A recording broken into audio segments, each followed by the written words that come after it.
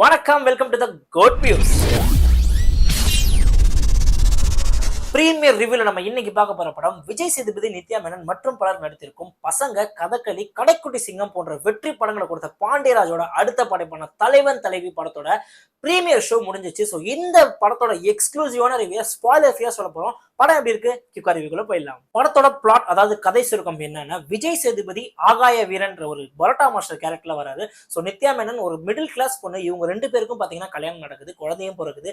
இதுக்கப்புறம் இவங்களுக்குள்ள நடக்கிற பிரச்சனைகள், இந்த மாடர்ன் டே கணவன் மனைவியோட சண்டைகள், ஒரு பிரிதல், இதுக்கப்புறம் இவங்க சேர்றாங்களா இல்லையா, இதுதான் படத்தோட கதை. ஸோ இந்த படத்தை எமோஷனல் டிராமாவா ஃபன் ஃபீல்டா பாண்டியராஜ் பேக் பண்ணி சொல்ல ட்ரை பண்ணியிருக்காரு. பாண்டியராஜ் டைரக்டர் அவருக்கு இந்த ஃபேமிலி டிராமா ஒரு அல்வா சாப்பிட்ற மாதிரியே ஒரு கைவந்த கலைன்னு சொல்லலாம். ஸோ கடைக்குட்டி சிங்கமாகட்டும், நம்ம வீட்டு பிள்ளையாகட்டும், இதெல்லாம் பார்த்தீங்கன்னா இந்த ஃபேமிலி பாண்டிங்கு, எமோஷனு, ஃபன்னாவோட சூப்பராக ஒரு காமெடி ஒர்க் அவுட் பண்ணி ரொம்ப ஹியூமரஸாக படத்தை ஹிலேரியஸாகவும் மாற்றுவார்.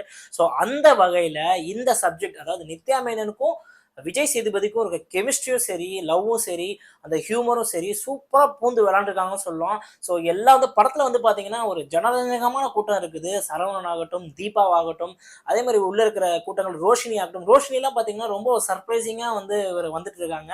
ஸோ மேட்னி ஷோ ஆகட்டும், ஸோ இந்த படமும் ஆகட்டும், ஒரு முக்கியமான கேரக்டர் அவங்களுக்கு இந்த படத்தில் இருக்குது. ரொம்பவே நல்லா பெர்ஃபார்ம் பண்ணுறாங்க. ஸோ இன்னுமே நிறைய படங்கள் வர வாய்ப்பு இருக்குது.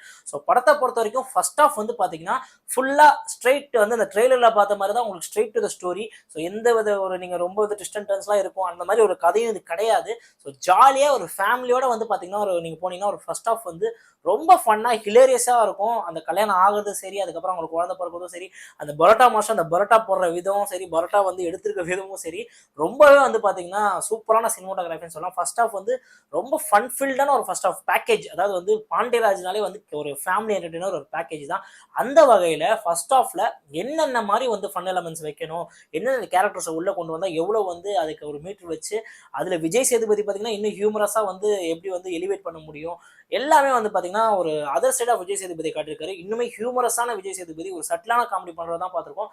அவர் காமெடி நிறைய படத்துல பெருசா ஒர்க் அவுட் ஆன மாதிரி எனக்கு தெரியல. பட் இதுல பர்ஃபெக்டா உட்காந்துருக்குன்னு சொல்லலாம். ஸோ நித்யா மேனனுக்கும் விஜய் சேதுபதிக்கும் ஒரு கெமிஸ்ட்ரி இன்னொரு லெவல்னு சொல்லலாம். ஒரு நித்யா மேனன் பாத்தீங்கன்னா அவங்களுக்கு இருக்க பியூட்டியே தமிழ் ஹீரோக்கள்னு எடுத்துக்கிட்டப்ப எல்லா படத்துலையுமே அவங்க சேர்றப்ப அந்த கெமிஸ்ட்ரி பாத்தீங்கன்னா வேற லெவல்ல எலிவேட் ஆகுது. ஸோ தனுஷ் கூட திருச்சிற்றம்பலம் ஆகட்டும், மெர்சல்ல விஜய் கூட அந்த சின்ன கேரக்டர் ஆகட்டும், இன்னும் நிறைய படங்களை சொல்லிட்டே அடிக்கிட்டே போறோம். அந்த வகையில நித்யா மேனனை எதுக்கு சூஸ் பண்றாங்க? ஸோ சில உருவகேலியெல்லாம் விட்டுருங்க. இந்த விஜய் சேதுபதியும் சரி, நித்யா மேனனுக்கும் சரி, இவங்க எப்படி இந்த அப்பியரன்ஸ், பிசிக்கல் அப்பியரன்ஸா இந்த படத்துல ஒரு ஹீரோனா இப்படி தான் இருக்கு, ஹீரோனா இப்படி இருக்கணும்ன்றது கிடையாது. ஒரு நார்மலான ஒரு ஹஸ்பண்ட் அண்ட் ஒய்ஃப்குள்ள, ஒரு பரோட்டா மாஸ்டருக்கும் ஒரு நார்மலான பொண்ணு ஹஸ்பண்ட் அண்ட் ஒய்ஃப் எப்படி இருப்பாங்கன்ற ஒரு தத்ரூபமான ஒரு உள்ளமைப்பும் சரி, ஒரு பெர்ஃபார்மன்ஸும் சரி, அந்த வகையில் ரொம்பவே நம்பகத்தன்மையா இருக்கிறது தான் இந்த படத்தோட பெரிய பெரிய பிளஸ். கேஸ்டிங்ல முதல் பாதையோட கதை ரொம்பவே சுவாரஸ்யமா தான் நகருது. அதாவது சுவாரஸ்யம் எந்த வகையில சொல்றேன்னா, இந்த படத்தோட கதைக்களமும் சரி, அந்த ஃபன் எலமெண்ட்டும் சரி, ஹியூமரஸா எவ்வளவு ஜாலியா காமெடியா பேக்டா கொண்டு போடுமோ அது அழகா நீட்டா கொண்டு போறாங்க. ஸோ இன்டர்வல் பாயிண்ட்ல அந்த ஹை பாயிண்ட், பிரேக்கிங் பாயிண்ட், இந்த கதைக்கு ஏற்ற மாதிரி என்ன ஒன்று வைக்கணுமோ, ஒரு கணவன் மனைவிக்குள்ள ஒரு சண்டை, அதை அவங்களை பிரிச்சு வைக்கணும் அப்படின்ற பொறுத்தவரை, ஏன் அது என்ன ஒரு விஷயம், என்ன ரீசன்னால இது நடக்குது அப்படின்றதும் படத்தை பார்த்து தெரிஞ்சுக்கோங்க. அதுவும் ஒரு சுவாரஸ்யமான விஷயம் உள்ள இருக்கு. ஸோ இதுதான் படத்துல பாத்தீங்கன்னா இன்டர்வல் மிட் பாயிண்டா. இவங்க அடுத்து செகண்ட் ஆஃப் என்ன ஆக போறாங்க, ரெண்டு பேரும் ஒன்று சேர போறாங்களா, இல்லை இந்த சண்டை எவ்வளவு தூரம் போக போகுது, ஃபன்னா சொல்ல போறாங்களா, இல்லை எமோஷனலா மாற போதான்றது செகண்ட் ஆஃப் நோக்கி நகருது. ஸோ செகண்ட் ஆஃப் ஆரம்பிச்சதுமே அந்த அப்படியே அந்த ஃபன் எலமெண்ட் எல்லாம் கொஞ்சம் கொஞ்சம் கம்மி பண்ணிட்டு ஹியூமரஸான ஒரு டேக் எடுத்த ஃபர்ஸ்ட் ஆஃப் செகண்ட் ஆஃப்ல எமோஷனலா எவ்வளவு தூரம் கனெக்ட் பண்ண முடியுமோ ரொம்ப அழகா பாண்டியராஜ் ஒரு கவிதை மாதிரி சொல்லியிருக்காங்க தான் சொல்லுவோம். அது எல்லாமே நேச்சுரல் பர்ஃபார்மன்ஸ் இருந்தால் மட்டும்தான் முடியும். ஸோ விஜய் சேதுபதி, நித்யா மேனன் அவ்வளோ நேச்சுரல் பர்ஃபார்மன்ஸ். அந்த ஒரு குறிப்பிட்ட சீன் ரெண்டு பேருமே அந்த ஒரு சண்டைக்கு அப்புறம் ஒரு சேர்ற ஒரு சீன் ஒன்று வரும். அது எவ்வளவு மிஸ் பண்ணாங்க. ஒரு கணவன் மனைவிக்குள்ள நீ ஒரே வீட்டுல இருந்து ஒரு சண்டை வரப்ப, நீ எனக்கு இருந்தா உன் மூஞ்ச பார்க்க பிடிக்கல, நீ இல்லைன்னா நிம்மதியா இருப்பேன்னு சொல்லிட்டு அந்த பிரிதல் இருக்குல்ல, அது பாத்தீங்கன்னா ரொம்ப அழகா சொல்லியிருக்காங்க. நிறைய பேருக்கு இந்த காலத்துல தேவையான படம்னு நினைக்கிறேன். ஸோ டிவோர்ஸ் நோக்கி போறவங்களும் சரி, சின்ன சின்ன பிரச்சனைக்கு வாழ்க்கையை வெறுத்து போறவங்களும் சரி, இதெல்லாம் பார்க்கும்போது வந்து சில கனெக்டாகவும் ஒரு நல்ல ஒரு டேக்அவேவும் இருக்குது படத்துலன்னு சொல்லலாம். ஸோ செகண்ட் ஹாஃப் வந்து எமோஷ்னலாக வந்து நிறைய விஷயங்கள் வந்து நமக்கு வந்து சில இடத்துல வந்து ரொம்ப நம்மளுக்கு உருக்கமான விஷயங்கள்லாம் வந்து படத்தில் வந்து சொல்லியிருக்காங்க. கணவன் மனைவிக்கும் சரி, ரிலேஷன்ஷிப்பும் சரி, ஒரு குடும்பமாக சரி, ஒரு குழந்தை வந்து எப்படி பார்த்துக்கு எல்லாமே சூப்பராக வந்து பாண்டியராஜன் சொல்ல ட்ரை பண்ணுறாரு. ரொம்ப பழைய விஷயங்கள் தான் நிறைய சொல்லியிருக்காங்கன்ற மாதிரி உங்களுக்கு தெரியும். இதெல்லாம் வந்து நிறைய படத்தில் வந்திருக்கு. ஆனால் இருந்தாலுமே பாண்டியராஜோட ஸ்டைல் ஆஃப் கன்விக்ஷனும் சரி, விஜய் சேதுபதி அண்ட் நித்யா மேனோட பர்ஃபார்மன்ஸ், நேச்சுரல் பர்ஃபார்மன்ஸும் சரி, இன்னுமே உங்க மனசுல உட்காருன்றது எந்த டவுட்டுமே கிடையாது. ஸோ இந்த படம் போற விதம் ஃபர்ஸ்ட் ஹாஃபும் சரி, செகண்ட் ஹாஃபும் சரி, டோட்டலா வந்து டேக் ஓவர் பண்ற ஒரே விஷயம் அந்த ஹியூமரு, அந்த காமெடி தான். வயிறு குலுங்க குலுங்க சிரிக்கிற மாதிரி சீன்ஸ்லாம் வந்து ஃபர்ஸ்ட் ஹாஃப்லயும் இருக்கு, செகண்ட் ஹாஃப்லயும் இருக்கு. அதுக்கு நடுவில் வந்து எமோஷனலா வந்து உங்களை டேக் அவே பண்றதுக்கும் விஷயங்கள் நிறையவே செகண்ட் ஹாஃப்ல இருக்கு.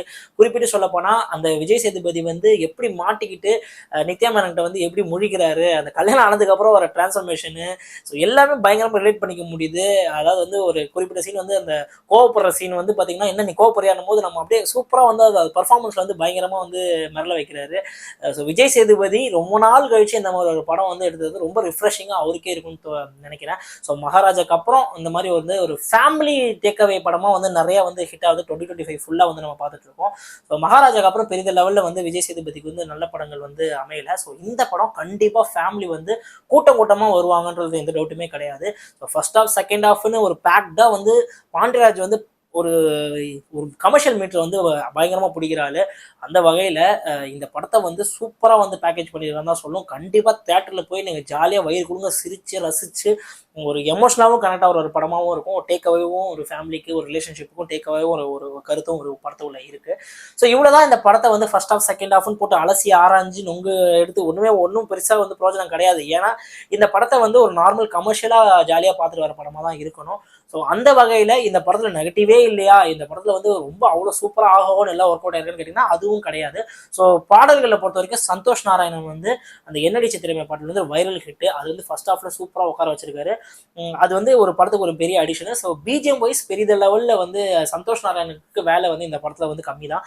ஏன்னா வந்து இந்த படத்தோட கதை வந்து அதை டிமாண்ட் பண்ணல. பட் இருந்தாலும் ஒரு இந்த கதைக்கு என்ன தேவையோ அதை சூப்பராக வந்து அமைச்சு கொடுத்துருக்கான்னு சொல்லலாம். செகண்ட் ஹாஃப்ல வர ஒரு பாடல் வந்து இந்த படத்துக்கு வந்து ஒட்டவில்லைன்றதான் சொல்லுவோம். ஸோ லேகா வந்து செகண்ட் ஹாஃப்ல சில நடக்கிற ஒரு விஷயங்கள்லாம் படத்துக்கு அந்நியமா இருக்கு, அது தேவையே இல்லை.